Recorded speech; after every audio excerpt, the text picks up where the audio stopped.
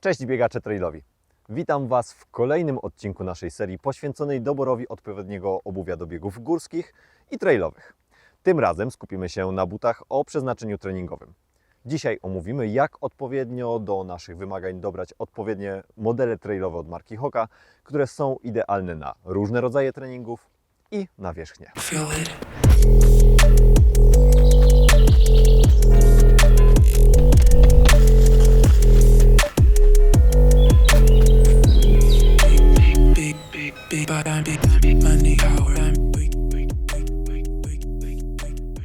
Jeśli jeszcze nie widzieliście poprzednich odcinków, koniecznie sprawdźcie je, aby poznać podstawowe zasady doboru obuwia na różne powierzchnie, asfalt oraz trail. Pozwoli Wam to szerzej zrozumieć, na jakiej podstawie dobieramy buty w poszczególnych zastosowaniach. Warto zaznaczyć, że w przypadku obuwia trailowego większość modeli może pełnić zarówno funkcje butów treningowych, jak i startowych. To oznacza, że buty trailowe są bardzo często uniwersalne, co daje nam szerokie możliwości ich zastosowania w różnych typach treningów. Na przykład modele takie jak Mafate Speed 4 czy Torrent 4 sprawdzą się zarówno podczas długich wybiegań, jak i na zawodach w trudnym terenie. W związku z tym, w tym oraz w kolejnym odcinku, gdzie omówimy buty startowe, możecie zauważyć, że niektóre modele będą się powtarzać. Wszystko zależy od tego, jak planujecie je wykorzystywać i jak dostosowujecie wybór obuwia do Waszych potrzeb oraz celów treningowych czy startowych. Co również istotne, w przypadku butów do biegania trailu, nawet w przypadku butów z płytką bądź o dużej amortyzacji, rzadko kiedy występuje wspomniany w odcinku o butach asfaltowych efekt trampoliny. Ze względu na niższe średnie prędkości oraz często konieczność podchodzenia, obuwie trailowe musi charakteryzować się uniwersalnością i wygodą. Zacznijmy od butów, które najlepiej sprawdzą się na długie i spokojne wybiegania. Tu kluczowe są wygoda i amortyzacja, ponieważ podczas długich treningów zależy nam na ochronie stawów oraz komforcie stóp. W tej kategorii mam dla Was dwie propozycje: Hoka Speedgoat 6 i Hoka Challenger 7. Cała seria Speedgoatów to modele, które cieszą się ogromnym zainteresowaniem i popularnością wśród biegaczy. Ten model Hoka Speedgoat 6 cieszy się naprawdę ogromnym uznaniem i jest flagowcem Hoki w tym segmencie. Buty oferują bardzo fajną, doskonałą wręcz amortyzację, zapewniają bardzo dobrą przyczepność na miękkich oraz skalistych nawierzchniach dzięki podeszwie stworzonej na Vibramie. Bieżnik o głębokości 5 mm sprawdza się w błotnistym, śliskim terenie, co pozwala biegać pewnie nawet w tych trudnych warunkach. Drop 5 mm wspiera lądowanie naturalne na śródstopiu, minimalizując obciążenia łydek, natomiast ten kołyskowy kształt buta umożliwia też stosowanie właśnie ataku piętą. Waga buta to 306 gramów, co może wydawać się sporo, ale jest to uzasadnione tą większą ilością amortyzacji. Jest to idealny wybór dla biegaczy długodystansowych, którzy poszukują tego maksymalnego komfortu oraz ochrony. Powiedziałbym, że przede wszystkim jest to taki but, który umożliwia zarówno starty, jak i właśnie treningi. Natomiast w celach treningowych świetnie, naprawdę świetnie sprawdzi się dosłownie w każdych warunkach. Pomimo tego, że te kołki mają 5 mm, to nie sprawiają one takiego bardzo dużego wrażenia braku stabilności czy też przyczepności na przelotówkach asfaltowych czy na szutrach. Dlatego też wiele osób ceni ogólnie Speedgoaty za to, jak sprawują się właśnie podczas zawodów, podczas wielu takich jednostek nieco bardziej intensywnych. Natomiast biegacze nieco bardziej zaawansowani, biegający nieco szybciej, na pewno docenią go, jeżeli chodzi o ten komfort, długotrwały komfort w trakcie bardzo długich biegów. Niektóre osoby chętnie wykorzystują je właśnie do przede wszystkim długich wybiegań, do takich spokojnych treningów i tak, aby wspomagać właśnie ochronę stawów, bardzo dobrą trakcję z podłożem i jednocześnie odczucie większej nieco dynamiki. Drugim polecanym przeze mnie obuwiem w tej kategorii jest Hoka Challenger 7, czyli taki trochę bardziej uniwersalny model. Lżejszy od Speedgoata, waży 254 gramy, oferuje średnią amortyzację i świetnie sprawdza się zarówno na ścieżkach leśnych, jak i twardszych nawierzchniach. Bieżnik ma głębokość 4 mm, daje odpowiednią przyczepność, ale jest mniej agresywny, co czyni Challenger 7 dobrym wyborem na takie mieszane trasy. Drop to 5 mm, więc zapewnia zarówno lądowanie na pięcie, jak i na śródstopiu, ale amortyzacja jest taka bardzo komfortowa, jednocześnie bez dosyć takiego dużego efektu pływania w tym bucie. Dla kogo są przeznaczone buty w wymienionej kategorii? Jeśli jesteś biegaczem początkującym, niedoświadczonym lub masz wyższą masę ciała, Speedgoat 6 będzie lepszym wyborem, ponieważ oferuje większą ochronę i wybacza nieco niedoskonałości techniczne. Challenger 7 to świetna opcja dla tych, którzy chcą nieco uniwersalności i obuwia lżejszego na mniej wymagające trasy. Osoby, które odczuwają dolegliwości kolan w trakcie szczególnie długich zejść i zbiegów, docenią fakt komfortu oraz większej amortyzacji. Jednocześnie uniwersalność tej kategorii sprawia, że tego samego obuwia można używać również do startów, ale też do górskich wędrówek. Polecałbym więc również te buty osobom, które poszukują idealnego buta treningowego na długie wybiegania, na wycieczki biegowe w spokojnym tempie, które ochroni ich stawy, ale również mięśnie przed nadmiernym zmęczeniem. Jeśli natomiast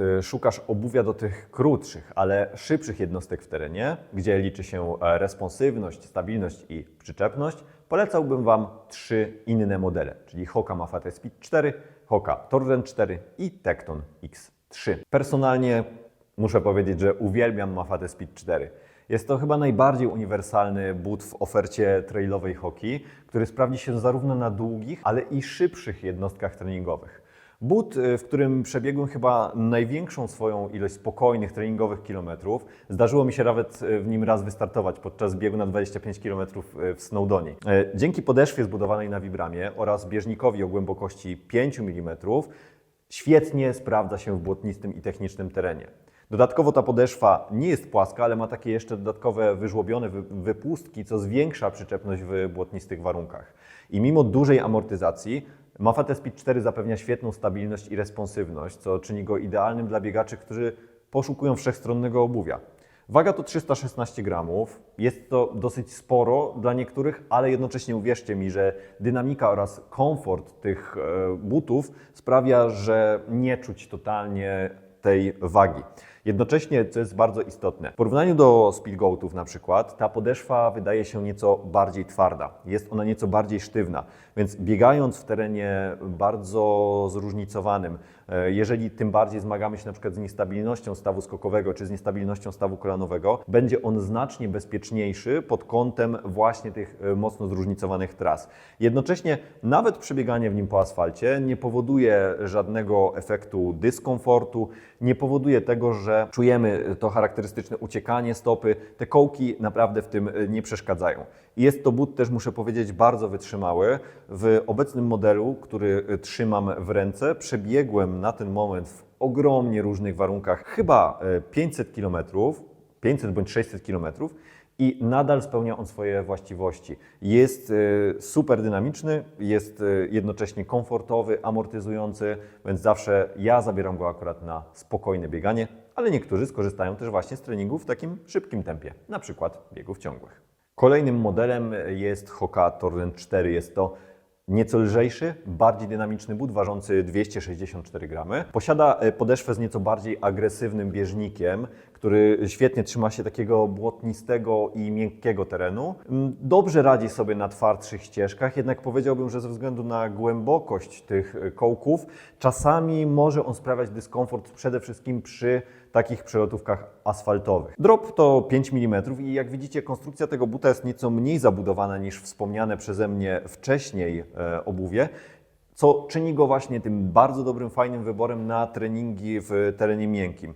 Jest to mój taki trochę faworyt do większości treningów w Lasku Wolskim, oprócz oczywiście Hoka Mafate Speed 4. Jeżeli natomiast miałbym wybierać buta, w którym miałbym pobiegać nieco szybsze jednostki ciągłe, bądź treningi w zróżnicowanym tempie właśnie na tym miększym terenie, wybrałbym właśnie Torrenty. Co natomiast istotne, but sprawdza się świetnie właśnie w tych miękkich warunkach. Natomiast nie ma on podeszwy zbudowanej na Vibramie, więc ta stabilność czy wrażenie przyczepności na skałach, na mokrych skałach może być nieco mniejsze, więc polecam go na raczej miękkie, błotniste, leśne ścieżki bądź dla szutry. On jest świetny dla biegaczy, którzy chcą takiego lekkiego, dynamicznego buta na bardzo błotniste, troszeczkę cięższe pod tym kątem trasy.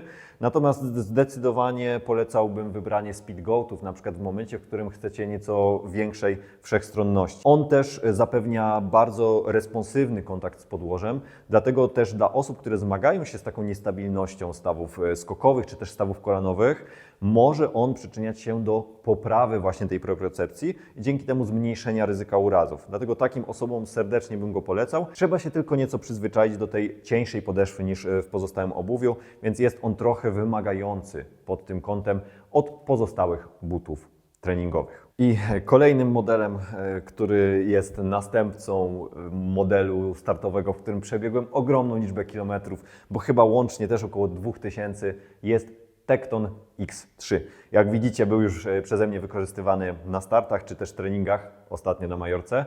I to jest taki model, który z powodzeniem może być jednocześnie butem treningowym, jak i butem startowym, o czym też powiem w następnym odcinku. Jest to taki model dla biegaczy, którzy szukają maksymalnej efektywności, ale na mniej technicznych trasach. Płytka karbonowa w podeszwie zapewnia bardzo dynamiczne odbicie i świetną responsywność, co sprawia, że jest to but stworzony do szybkiego biegania.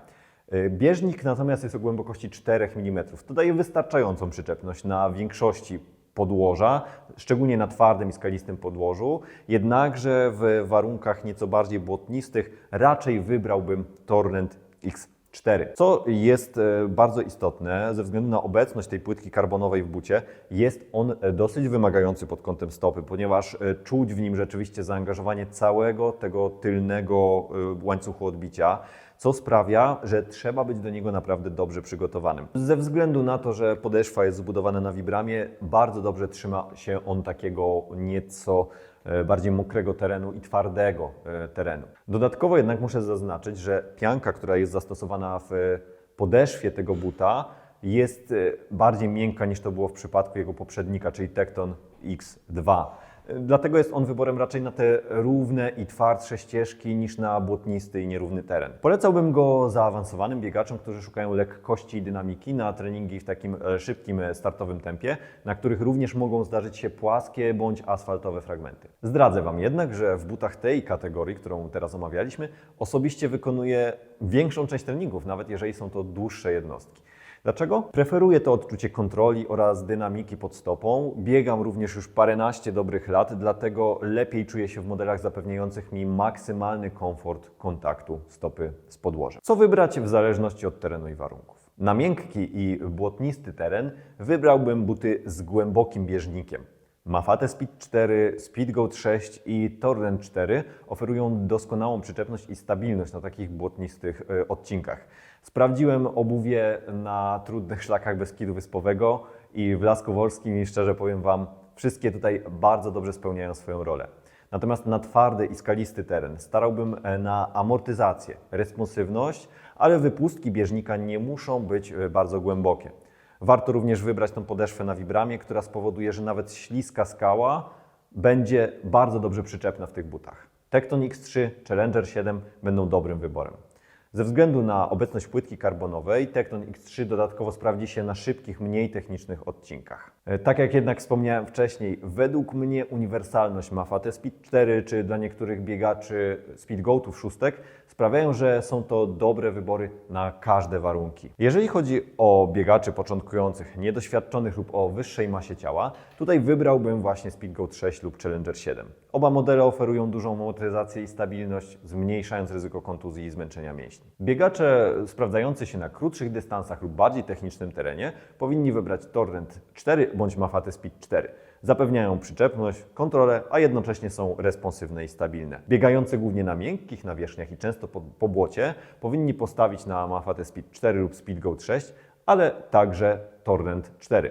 Głęboki bieżnik gwarantuje pewność tego kroku biegowego w każdych warunkach. A biegaczy doświadczeni, którzy chcą najwyższych osiągów, powinni wybrać Tecton X3. Pomagają one przetaczanie stopy, odbicie i dzięki temu maksymalizują nasze prędkości, szczególnie na płaskich przelotówkach. Jeżeli chodzi natomiast o większe ryzyko kontuzji, skręceń stawów skokowych czy też stawów kolanowych, wybrałbym tutaj Mafate Speed 4 Torrent 4 lub omawiane w następnym jeszcze odcinku Zinal 2. Te modele oferują większą stabilność oraz kontrolę, zmniejszając ryzyko urazów. Mam nadzieję, że ten przewodnik pomoże Wam w wyborze odpowiednich butów do biegania w terenie podczas Twoich codziennych treningów. W kolejnym odcinku tej serii omówimy, w jaki sposób dobierać obuwie na starty. Jeżeli podobał Ci się ten materiał, oczywiście zasubskrybuj kanał, zostaw łapkę w górę i koniecznie daj znać w komentarzach, jakie buty trailowe preferujesz do treningów i do długiego biegania. Do zobaczenia na szlaku, bezpiecznych i szybkich treningów, a my widzimy się w ostatnim odcinku serii doboru butów trailowych. Buty na starty. Cześć!